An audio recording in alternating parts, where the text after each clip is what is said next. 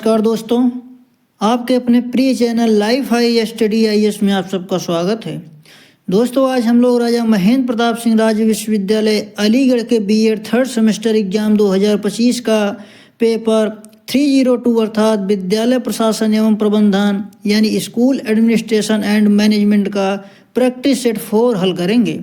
दोस्तों, इस practice set में बहुत ही महत्वपूर्ण प्रश्नों को हम लोग हल करेंगे और आप लोग इस प्रैक्टिस सेट को रिवीजन करके तैयार कर लेते हैं तो तमाम प्रश्न इसी प्रैक्टिस सेट से सेम टू सेम परीक्षा प्रश्न पत्र में मिलेंगे।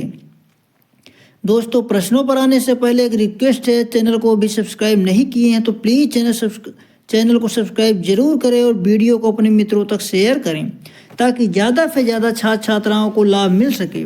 साथ ही वीडियो को लाइक कमेंट करके अपनी प्रतिक्रिया जरूर दें जिससे हमारा हौसला बढ़े।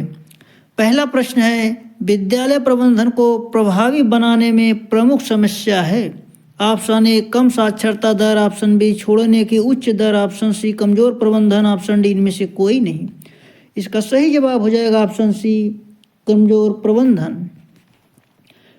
अगला प्रश्न है, प्रभावी विद्यालय प्रबंधन के लिए एक सफल मापदंड है। इसका सही जवाब हो जाएगा ऑप्शन ए नियोजित लक्ष्य प्राप्त करना, ऑप्शन बी प्रदर्शन सुधारना, ऑप्शन सी भविष्य के प्रदर्शन पर जोर, ऑप्शन डी इनमें से कोई नहीं। इसका सही जवाब हो जाएगा ऑप्शन बी प्रदर्शन सुधारना। अगला प्रश्न है, प्रधानाचार्य की मुख्य जिम्मेदारी है। दोस्तों, हम लोग सही ऑप्शन ही देखेंगे ताकि आप लोगों का समय बच सके। प्रधानाचार्य की मुख्य जिम्मेदारी है, इसका सही जवाब हो जाएगा ऑप्शन ए निर्देशात्मक योजना में नेतृत्व प्रदान करें। अगला प्रश्न है, शैक्षिक प्रशासन और प्रबंधन का कार्य है। इसका सही जवाब हो जाएगा ऑप्शन ए निर्देशात्मक कार्य, ऑप्शन बी गैर निर्देशात्मक कार्य, ऑप्शन सी ए तथा बी दोनों, ऑप्शन डी इनमें से कोई नहीं। इसका सही जवाब हो जाएगा ऑप्शन सी ए तथा बी दोनों। अगला प्रश्न है, एक कार्यक्रम के सभी तत्वों के बीच सद्भाव लाने के लिए आवश्यक है। इसका सही जवाब हो जाएगा ऑप्शन ए समन्वय। अगला प्रश्न है, विद्यालय प्रशासन का स्तर किसके माध्यम से आंका जा सकता है। इसका सही जवाब हो जाएगा ऑप्शन ए अधिगम का परिणाम। अगला प्रश्न है, बजट किसका अनुमान है। इसका सही जवाब हो जाएगा ऑप्शन ए आय और व्यय। अगला प्रश्न है, लोकतांत्रिक प्रशासन किस पर आधारित है। इसका सही जवाब हो जाएगा ऑप्शन ए आपसी सहभाजन। अगला प्रश्न है, गैर विकास बजट में शामिल है। इसका सही जवाब हो जाएगा ऑप्शन ए भवनों का रखरखाव, ऑप्शन बी वेतन, ऑप्शन सी चालू खर्चे, ऑप्शन डी उपर्युक्त सभी। इसका सही जवाब हो जाएगा ऑप्शन डी उपर्युक्त सभी। अगला प्रश्न है, अनुशंसित अभ्यास से पता चलता है कि निम्नलिखित में से किसे पाठ्यक्रम से संबंधित निर्णय लेने की प्रक्रिया में शामिल किया जाना चाहिए। इसका सही जवाब हो जाएगा ऑप्शन ए पाठ्यक्रम विशेषज्ञ, ऑप्शन बी शिक्षा बोर्ड, ऑप्शन सी पेशेवर स्टाफ, ऑप्शन डी ऑप्शन 4 माता पिता और छात्र। इसका सही जवाब हो जाएगा ऑप्शन डी 1, 2, 3 और 4। अनुशंसित अभ्यास से पता चलता है कि निम्नलिखित में किसे पाठ्यक्रम से संबंधित निर्णय लेने की प्रक्रिया में शामिल किया जाना चाहिए। नंबर 1 पाठ्यक्रम विशेषज्ञ, नंबर 2 शिक्षा बोर्ड, नंबर 3 पेशेवर स्टाफ, नंबर 4 माता पिता और छात्र। ऑप्शन डी सही है, यानी चारों सही हैं। 1, 2, 3, 4। अगला प्रश्न है, नेता सबसे अधिक आश्वस्त हो सकता है कि एक समूह अच्छी तरह से काम कर रहा है जब। इसका सही जवाब हो जाएगा ऑप्शन सी प्रतिभागी एक दूसरे के साथ खुले आधार पर बातचीत कर रहे हैं। अगला प्रश्न है, छात्र शिक्षक की शिक्षा में देखरेख या सहयोग करने वाले शिक्षक की प्राथमिक भूमिका सबसे उपयुक्त रूप में वर्णित है। इसका सही जवाब हो जाएगा ऑप्शन बी छात्र शिक्षक द्वारा लागू किए जाने वाले शैक्षिक दर्शन का निर्धारण करना। अगला प्रश्न है, शैक्षिक प्रशासन किसकी एक प्रक्रिया है। इसका सही जवाब हो जाएगा ऑप्शन बी शैक्षिक संस्थानों की गतिविधियों का प्रबंधन। अगला प्रश्न है, शैक्षिक प्रबंधन में नियोजन का कार्य है। इसका सही जवाब हो जाएगा ऑप्शन ए इच्छित लक्ष्यों के लिए भविष्य की तैयारी। अगला प्रश्न है शैक्षिक प्रबंधन में समन्वय का कार्य है। इसका सही जवाब हो जाएगा ऑप्शन बी, हितधारकों के बीच संबंध स्थापित करना। शिक्षा पर्यवेक्षण का मतलब है। इसका सही जवाब हो जाएगा ऑप्शन ए, शिक्षण अधिगम प्रक्रिया के विकास में सहायता करना। ऑप्शन बी, वह अनुशासन जिसके द्वारा हम दूसरों के मामलों को नियंत्रित करते हैं। ऑप्शन सी, ए तथा बी दोनों। ऑप्शन डी इनमें से कोई नहीं। इसका सही जवाब हो जाएगा ऑप्शन सी, ए तथा बी दोनों। अगला प्रश्न है कार्य का विभाजन निम्नलिखित में से किस कार्य के अंतर्गत आता है। इसका सही जवाब हो जाएगा ऑप्शन बी, संगठन। अगला प्रश्न है वह प्रक्रिया जिसके द्वारा संगठन अपनी मानव संसाधन आवश्यकताओं को पूरा करता है। इसका सही जवाब हो जाएगा ऑप्शन डी, नियुक्तिकरण। अगला प्रश्न है प्रबंधन की निम्नलिखित विशेषताओं में से कौन सी गलत है। इसका सही जवाब हो जाएगा ऑप्शन सी, प्रबंधन समस्या पैदा करने वाला दृष्टिकोण है। अगला प्रश्न है प्रबंधन बहुविषय है। इसका मतलब है कि इसका सही जवाब हो जाएगा ऑप्शन ए, प्रबंधन कई अन्य विषयों के ढांचे की मदद से विकसित किया गया है। अगला प्रश्न है दूसरों द्वारा कामों को कराने की एक कला का अर्थ है। इसका सही जवाब हो जाएगा ऑप्शन सी, प्रबंधन। नोट, मैरी पार्कर फोलेट ने कहा कि प्रबंधन अन्य लोगों के माध्यम से काम करवाने की कला है। नंबर 2, हैरोल्ड कूटज, औपचारिक रूप से संगठित वर्गों के साथ तथा उनके द्वारा कार्य करवाने की कला का नाम ही प्रबंध है। नंबर 3, जॉर्ज टेरी, प्रबंध लोगों से कार्य करने की कला है। नंबर 4, प्रबंध का आशय दूसरों से कार्य कराने की कला से है। प्रबंध के अंतर्गत इस बात को सम्मिलित किया गया जाता है कि उपक्रम में कर्मचारियों द्वारा अच्छे से अच्छा कार्य कराया जाए ताकि कम समय में कम लागत पर अधिकतम लाभ व लक्ष्य की प्राप्ति की जाए। नंबर 5, प्रबंधन के मुख्य कार्य हैं। नंबर 1, योजना बनाना। नंबर 2, संगठन करना। नंबर 3, निर्देशन करना। नंबर 4, नियंत्रण करना। नंबर 5, समन्वय करना। अगला प्रश्न है विशिष्ट योजनाएं संबंधित हैं। इसका सही जवाब हो जाएगा ऑप्शन सी, विशिष्टता के अनुसार योजनाओं के प्रकार से। अगला प्रश्न है नियोजन एक दृष्टिकोण है जो आधारित है। इसका सही जवाब हो जाएगा ऑप्शन ए, तर्कसंगतता पर। प्रभावी शैक्षिक नेतृत्व के 4 आयाम क्या हैं। इसका सही जवाब हो जाएगा ऑप्शन बी, ज्ञान, व्यवसायिक संबंध और प्रतिबिंब। अगला प्रश्न है नेतृत्व के अध्ययन के दृष्टिकोण हैं जो नेता के व्यक्तित्व पर जोर देते हैं। इसका सही जवाब हो जाएगा ऑप्शन सी, विशेषता सिद्धांत। अगला प्रश्न है नेतृत्व के बारे में कौन सा कथन गलत है। इसका सही जवाब हो जाएगा ऑप्शन बी, जब लोग नेताओं के रूप में काम करते हैं तो उनकी भूमिका हमेशा स्पष्ट रूप से स्थापित और परिभाषित होती है। अगला प्रश्न है नेता व्यवहार का वर्णन करने के लिए कर्मचारी केंद्रित और उत्पादन केंद्रित शब्दों का इस्तेमाल किया है। इसका सही जवाब हो जाएगा ऑप्शन डी, लिकर्ट। अगला प्रश्न है एक व्यक्ति की अभिप्रेरणा इस पर निर्भर है। इसका सही जवाब हो जाएगा ऑप्शन बी, प्रदर्शन के बेहतर स्तर को प्राप्त करने के प्रयासों में वृद्धि की उम्मीदें सफल होंगी। अगला प्रश्न है प्रजातंत्रात्मक नेतृत्व में सदस्यों में होती है। इसका सही जवाब हो जाएगा ऑप्शन बी, हम भावना मजबूत। प्रजातंत्रात्मक नेतृत्व में सदस्यों में हम भावना मजबूत होती है, ऑप्शन बी। अगला प्रश्न है नेतृत्व के आकस्मिक सिद्धांत इस विश्वास पर आधारित हैं कि। इसका सही जवाब हो जाएगा ऑप्शन ए, सभी स्थितियों के लिए उपयुक्त नेतृत्व की कोई एक शैली नहीं है। अगला प्रश्न है हर्शी और ब्लांचाई लोगों की के आधार पर स्थित जन नेतृत्व का एक रूप प्रस्तुत करते हैं जिस नेता प्रभावित करने का प्रयास कर रहे हैं। इसका सही जवाब हो जाएगा ऑप्शन बी, तत्परता। अगला प्रश्न है समिति संगठन में कैसे निर्णय लिया जाता है। इसका सही जवाब हो जाएगा ऑप्शन डी, निर्णय बहुमत के नियम द्वारा लिए जाते हैं। अगला प्रश्न है पहचानिए कि कौन सा घटक नेतृत्व के गुण सिद्धांत का भाग नहीं है। इसका सही जवाब हो जाएगा ऑप्शन सी, संवेगात्मक परिपक्वता। नोट, सामाजिक आपातकाल की अवधि के दौरान निरंकुश नेता को लोकतांत्रिक नेता की तुलना में आसानी से लोकप्रियता मिलती है, क्योंकि वह तत्काल उद्देश्यों के अनुसार समूह को पुनर्निर्देशित करने के लिए विशेष व्यक्तियों का प्रयोग करता है। अगला प्रश्न है, किसी समूह में अस्थिरता एवं संकट उत्पन्न होने से। इसका सही जवाब हो जाएगा ऑप्शन बी, नए नेता के उद्भव के लिए परिस्थिति उत्पन्न हो जाती है।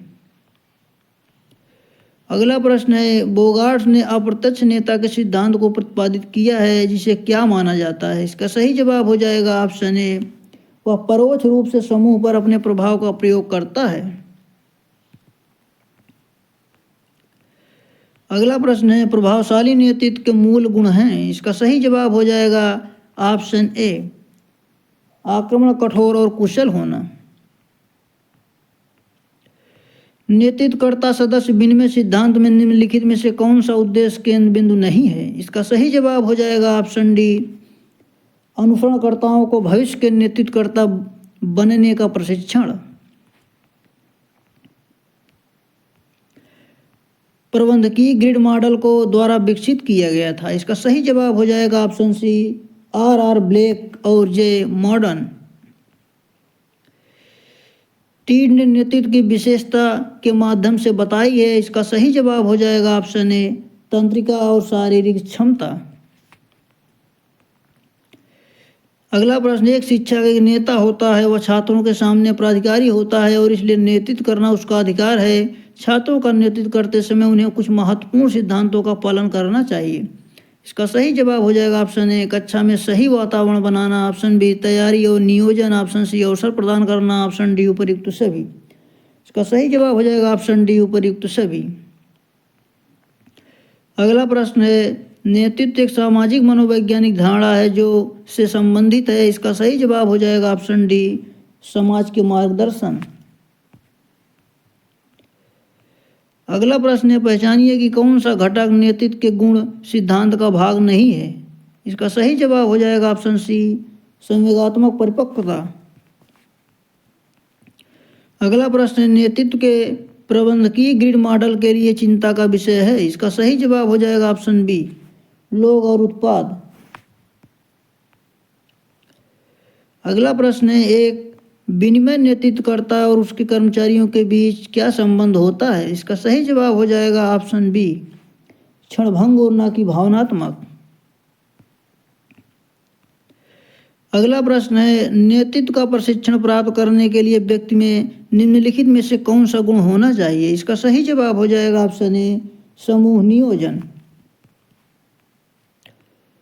अगला प्रश्न है, कक्षा एक शिक्षक द्वारा प्रयोग किए जाने वाले अच्छे नेतृत्व का लक्षण क्या है। इसका सही जवाब हो जाएगा ऑप्शन ए, अच्छा चरित्र और आदर्श मूल्य। अगला प्रश्न है, प्रत्येक स्कूल अपने छात्रों को नेतृत्व की कला प्रशिक्षित करने के लिए कड़ी मेहनत करता है ताकि। इसका सही जवाब हो जाएगा ऑप्शन सी, छात्र अपने सीखने और उपलब्धि में सुधार कर सकते हैं। अगला प्रश्न है, मानव व्यवहार के अच्छे और बुरे पहलुओं से संबंधित है। इसका सही जवाब हो जाएगा ऑप्शन ए, मूल्य।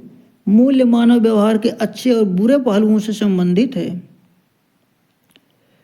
आप सॉफ्टवेयर कंपनी के लिए किस प्रकार की पदोन्नत नीति की सिफारिश करेंगे। इसका सही जवाब हो जाएगा ऑप्शन नंबर 1, कैरियर सोपान। नंबर 2, योग्यता आधारित। नंबर 3, ड्यूटी की अभिवृद्धि। नंबर 4, प्रतिस्पर्धात्मक और गैर प्रतिस्पर्धात्मक। इसका सही जवाब हो जाएगा ऑप्शन बी, 2 और 3। आप सॉफ्टवेयर कंपनी के लिए किस प्रकार की पदोन्नत नीति की सिफारिश करेंगे। 2 और 3, यानी ड्यूटी की अभिवृद्धि तथा प्रतिस्पर्धात्मक और गैर प्रतिस्पर्धात्मक। अगला प्रश्न है, नेतृत्व का सिद्धांत सहयोग, नैतिक और उच्च मानवीय मूल्यों पर बल देता है। इसका सही जवाब हो जाएगा ऑप्शन ए, परिवर्तनकारी। अगला प्रश्न है, प्रत्येक स्कूल अपने छात्रों को नेतृत्व की कला में प्रशिक्षित करने के लिए कड़ी मेहनत करता है ताकि। इसका सही जवाब हो जाएगा ऑप्शन सी, छात्र अपने सीखने और उपलब्धि में सुधार कर सकते हैं। अगला प्रश्न है, नेतृत्व सिद्धांत जो व्यक्तियों को ग्रहण करने वालों की विशेषताओं पर ध्यान केंद्रित करता है। इसका सही जवाब हो जाएगा ऑप्शन ए, विशेषता सिद्धांत। अगला प्रश्न है, निम्नलिखित में से कौन नेतृत्व उद्भव के लिए आवश्यक नहीं है? इसका सही जवाब हो जाएगा ऑप्शन डी, समूह के जाल आकारी संरचना।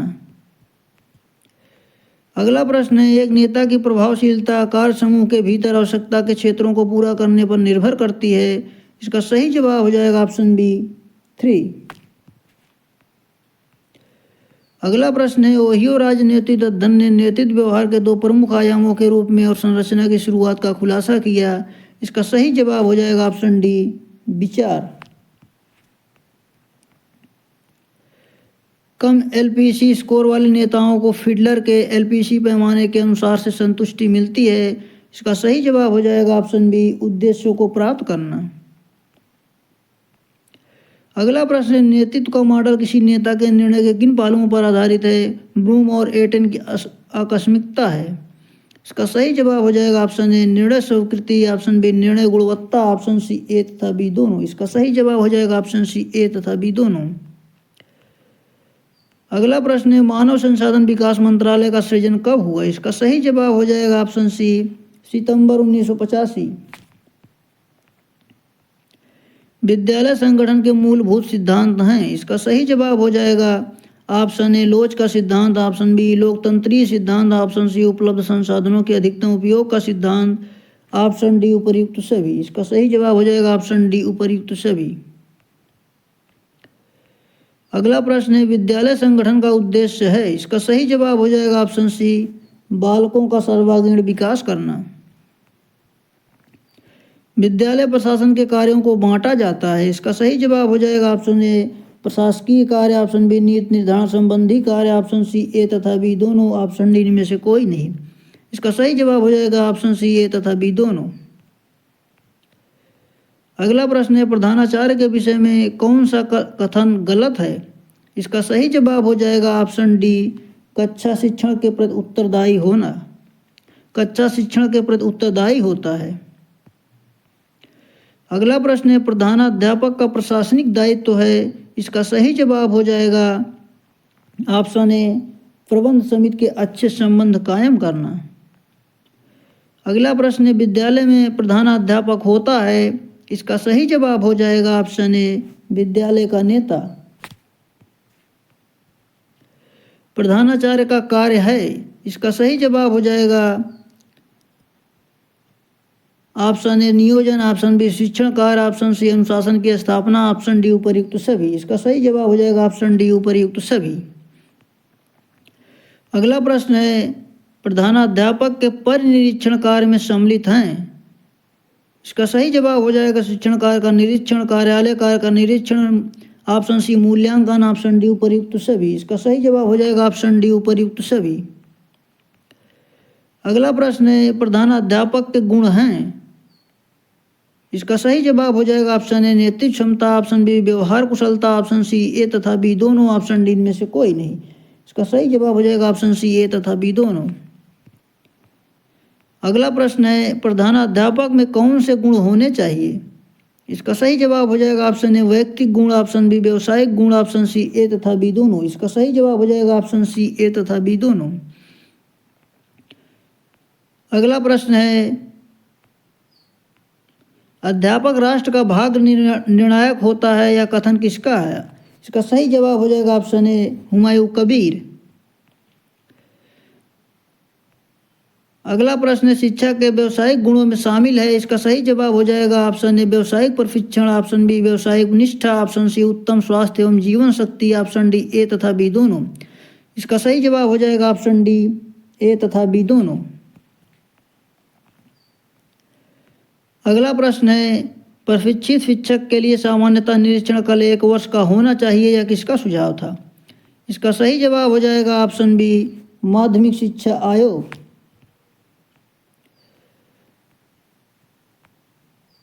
अगला प्रश्न है, शिक्षक की जवाबदेही पर किसने बल दिया? इसका सही जवाब हो जाएगा ऑप्शन सी, राष्ट्रीय शिक्षा नीति 1986।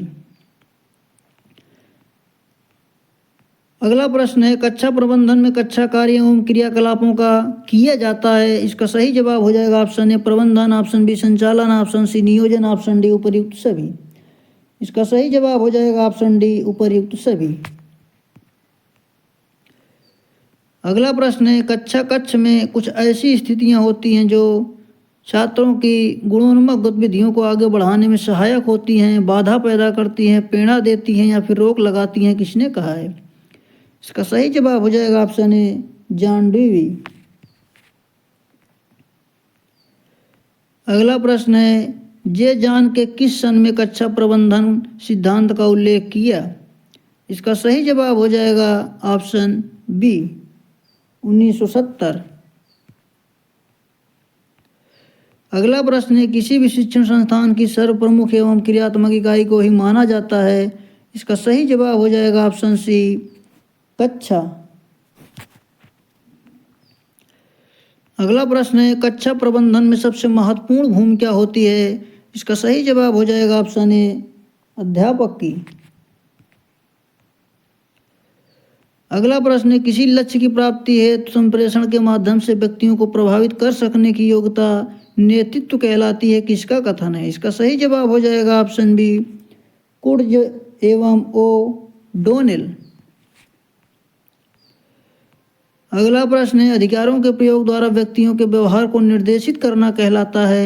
इसका सही जवाब हो जाएगा ऑप्शन सी, नेतृत्व। रिलायंस इंडस्ट्री लिमिटेड के विकास में धीरूभाई अंबानी का योगदान किस प्रकार के नेतृत्व संगठन का उदाहरण है? इसका सही जवाब हो जाएगा ऑप्शन ए, उच्च विधिपरक। अगला प्रश्न है, करिश्माई नेतृत्व सिद्धांत का उल्लेख किसके लेखों में मिलता है? इसका सही जवाब हो जाएगा option A, Plato, option B Confucius, option C A तथा बी दोनों। इसका सही जवाब हो जाएगा ऑप्शन सी, ए तथा बी दोनों। अगला प्रश्न है, रॉबर्ट हाउस ने करिश्माई सिद्धांत को किस सन में पुनर्जीवित किया? इसका सही जवाब हो जाएगा ऑप्शन ए, 1976। अगला प्रश्न है, लक्षण मूलक सिद्धांत का प्रतिपादन किस सन में किया गया? इसका सही जवाब हो जाएगा ऑप्शन ए, 1930। लक्षण मूलक सिद्धांत का प्रतिपादन किस सन में किया गया? Option A, 1930। अगला प्रश्न है, नेतृत्व का लक्षण मूलक सिद्धांत के अनुसार नेता में होने चाहिए? इसका सही जवाब हो जाएगा ऑप्शन बी, निश्चित गुण। अगला प्रश्न है, नेतृत्व का व्यवहारवादी सिद्धांत आधारित है? इसका सही जवाब हो जाएगा ऑप्शन ए, व्यवहार पर। अगला प्रश्न है, नेतृत्व का परिस्थितिजन्य सिद्धांत को अन्य किस नाम से जाना जाता है? इसका सही जवाब हो जाएगा ऑप्शन सी, आकस्मिकता सिद्धांत। अगला प्रश्न है, किस विचारधारा के अनुसार नेता जन्म भी लेते हैं तथा साथ में तैयार भी किए जाते हैं? इसका सही जवाब हो जाएगा ऑप्शन ए, आधुनिक। अगला प्रश्न है, लक्षण मूलक सिद्धांत का संशोधन किसने किया? इसका सही जवाब हो जाएगा ऑप्शन बी, राल्फ स्टैगडिल। अगला प्रश्न है, नेतृत्व के व्यवहारवादी सिद्धांत के अनुसार नेतृत्व की प्रभावशीलता नेता के व्यवहार पर आधारित होती है, न कि उसकी। इसका सही जवाब हो जाएगा ऑप्शन सी, योग्यताओं पर। प्रायः करिश्माई लक्षण मूलक तथा व्यवहारवादी सिद्धांत को अन्य किस नाम से जाना जाता है? इसका सही जवाब हो जाएगा ऑप्शन ए, आधुनिक। अगला प्रश्न है, किस सिद्धांत को आधुनिक सिद्धांत कहा जाता है? इसका सही जवाब हो जाएगा ऑप्शन सी, परिस्थितिजन्य। अगला प्रश्न है, सत्तावादी नेतृत्व में समूह के सदस्यों का मनोबल होता है? इसका सही जवाब हो जाएगा ऑप्शन बी, नीचा। अगला प्रश्न है, नेतृत्व व्यक्तियों को प्रभावित करता है जिसके माध्यम से वह उद्देश्यों की प्राप्ति हेतु कार्य करते हैं? इसका सही जवाब हो जाएगा ऑप्शन ए, व्यवहार। जी टेली फिल्म लिमिटेड के विकास में सुभाष चंद्रा का योगदान के माध्यम से हुआ है? इसका सही जवाब हो जाएगा ऑप्शन बी, उच्च वृद्धिपरक संगठन। अगला प्रश्न है, करिश्माई नेतृत्व सिद्धांत को ने पुनर्जीवित किया था? इसका सही जवाब हो जाएगा ऑप्शन ए, रॉबर्ट हाउस। अगला प्रश्न है, नेतृत्व का लक्षण मूलक सिद्धांत के दशकों में अत्यधिक प्रचलित हुआ। इसका सही जवाब हो जाएगा ऑप्शन सी 1930 से 1950। अगला प्रश्न है, नेतृत्व का परिस्थिति जन सिद्धांत ने मुख्य रूप से विकसित किया है। इसका सही जवाब हो जाएगा ऑप्शन बी फ्रेड फिडलर। नेतृत्व को कितने व्यक्तियों को प्रभावित करने एवं उन्हें सहयोग प्रदान करने की प्रक्रिया माना है। इसका सही जवाब हो जाएगा ऑप्शन ए बर्नार्ड कीज एवं थॉमस केस। अगला प्रश्न है, नेतृत्व के माध्यम से प्रायः संगठन में किसका विकास किया जा सकता है। इसका सही जवाब हो जाएगा ऑप्शन बी उचित अभिप्रेरणा। अगला प्रश्न है, राल्फ स्टाग डिल ने किस सिद्धांत का संशोधन किया। इसका सही जवाब हो जाएगा ऑप्शन बी लक्षण मूलक। अगला प्रश्न है, नेता तथा अनुयायियों के बीच संबंध होता है। इसका सही जवाब हो जाएगा ऑप्शन बी दो तरफा। नोट, नेतृत्व तथा प्रभुत्व में मूल अंतर यह है कि प्रभुत्व में अधीनस्थ व्यक्तियों में डर होता है, जबकि नेतृत्व में अनुयायियों के बीच स्वेच्छा से समर्पण की भावना होती है। अगला प्रश्न है, निम्नलिखित में से कौन सा कार्य नेता के प्रधान कार्य में नहीं आता है। इसका सही जवाब हो जाएगा ऑप्शन ए विशेषज्ञ के रूप में नेता, ऑप्शन बी योजना निर्माता के रूप में नेता, ऑप्शन सी पंच एवं मध्यस्थ के रूप में नेता, ऑप्शन डी समूह के प्रतीक के रूप में नेता। इसका सही जवाब हो जाएगा ऑप्शन डी समूह के प्रतीक के रूप में नेता। निम्नलिखित में से कौन सा कार्य नेता के प्रधान कार्य में नहीं आता है। ऑप्शन डी समूह के प्रतीक के रूप में नेता। अगला प्रश्न है, नेतृत्व का प्रकार जिसमें नेता सबसे अधिक निष्क्रिय होता है कहा जाता है। इसका सही जवाब हो जाएगा ऑप्शन डी हस्तक्षेपी नेता। अगला प्रश्न है, नेतृत्व के जिस प्रकार में समूह की संरचना के तारा के आकार की होती है उसे कहा जाता है। इसका सही जवाब हो जाएगा ऑप्शन ए सत्तावादी नेता। अगला प्रश्न है, नेतृत्व के जिस प्रकार में समूह की संरचना का आकार जाल के समान हो जाता है उसे कहा जाता है। इसका सही जवाब हो जाएगा ऑप्शन डी प्रजातंत्रात्मक नेता। जब कोई कूटनीतिज्ञ हाँ कहता है तो उसका मतलब होता है ऑप्शन डी नहीं से। सत्तावादी नेता अपने समूह का होता है। इसका सही जवाब हो जाएगा ऑप्शन ए तानाशाह। अगला प्रश्न है, दोस्तों इस प्रैक्टिस सेट में इतना ही। मिलते हैं अगले प्रैक्टिस सेट में, तब तक के लिए नमस्कार। दोस्तों ये चैनल को अभी सब्सक्राइब नहीं किए तो प्लीज़ चैनल को सब्सक्राइब जरूर करें। चैनल को सब्सक्राइब करने में कोई खर्च नहीं लगता दोस्तों, इसलिए चैनल को सब्सक्राइब करके हमारा हौसला बढ़ाएं। पूरा वीडियो देखने के लिए आपका धन्यवाद।